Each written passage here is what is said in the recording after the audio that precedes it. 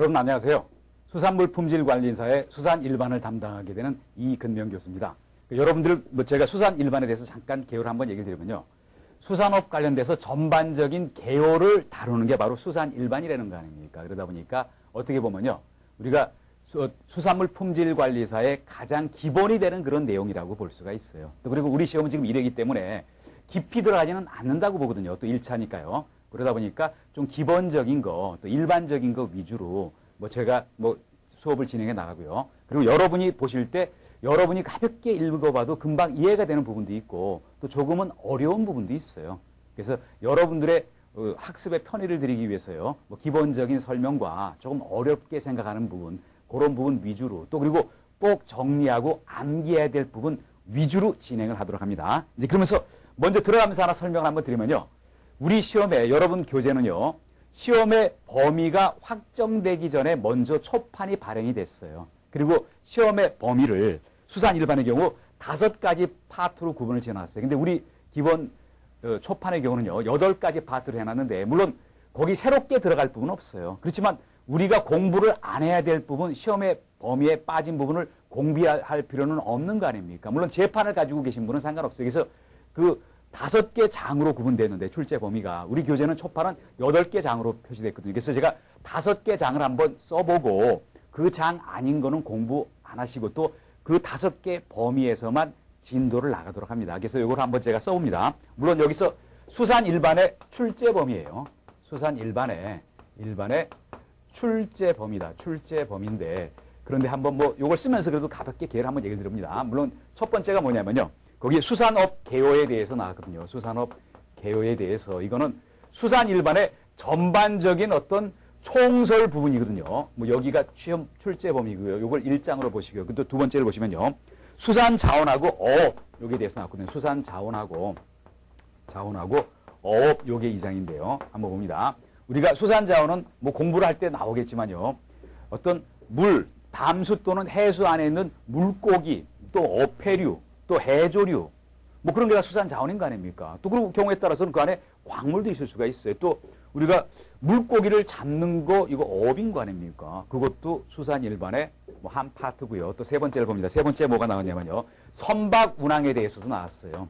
제가 조금 전에도 얘기를 했지만요. 수산 일반은 수산과 관련된 전반적인 개요다. 우리가 수산 자원을 활용하고 수산에서 바다에서 또는 어떤 여기 강에서 활동을 하기 위해서는 선박을 이용해서 활동을 하는 거 아닙니까? 일반적인 운항과 관련되는 개요를 다루고 있는 게 세 번째 장이었고요. 또 네 번째 장은요.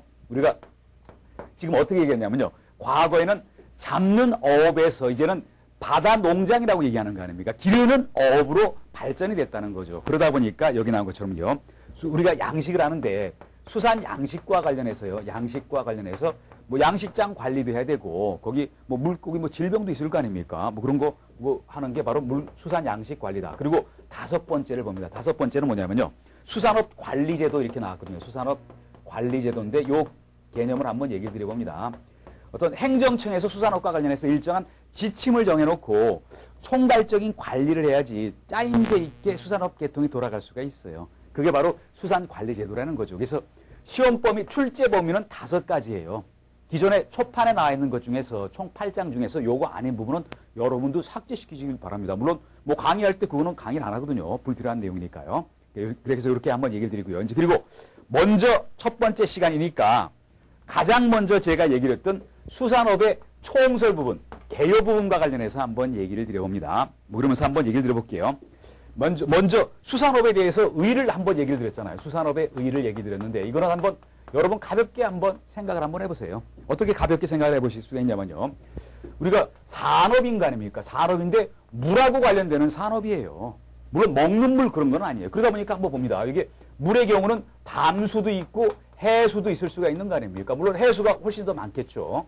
담수도 있고 해수가 있는데 그러면 요 안에 살고 있는 각종 생물도 있을 수 있는 거 아닙니까? 이 안에 살고 있는 생물, 그게 어류가 있을 수가 있고 어패류가 있을 수가 있는데 이거 또 그리고 요 수산과 관련해서 요 생물에 대해서 이거 어업 활동을 하는 거 또 이런 담수 해수에 있는 어떤 그런 해조리와 관련되는 거 또 그리고 요런 어업과 관련해서 어업 생산물에 대해서 가공을 하고 또 판매를 하는 거 이런 거를 총괄해서 수산업이라고 한다는 거 아닙니까? 단순히 물고기 잡는 게 수산업이 아니라 물과 관련해서 물고기도 잡고 그리고 해조리도 우리가 채취해서 식용으로 쓰거나 뭐 다른 용도로 쓰고요. 또 그리고 또 그런 해산물, 수산물에 대해서 통조림을 만드는 가공업, 또 무슨 젓갈도 만들 수가 있겠죠. 그리고 유통 판매하는 거, 그거를 다 합쳐서 수산업이라고 얘기를 한다는 거 아닙니까? 거기서 의를 그렇게 얘기를 드렸고요. 그리고 수산업의 대상은 한번 가볍게 얘기를 드려볼게요. 안 쓰고요.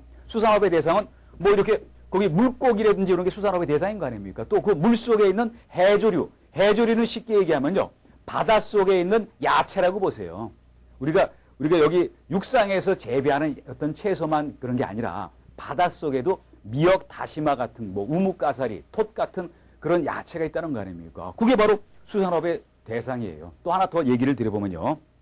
물론 물속에 우리 눈에는 잘 안 보이지만 플랑크톤이 어떤 있으면서요. 플랑크톤이 성장을 하면서 다른 물고기의 어떤 먹잇감이 된다는 거 아닙니까? 그런 것까지도 여기 수산업의 대상이 된다라고 여러분 봅니다. 물론 지금 한번 얘기를 드리면요.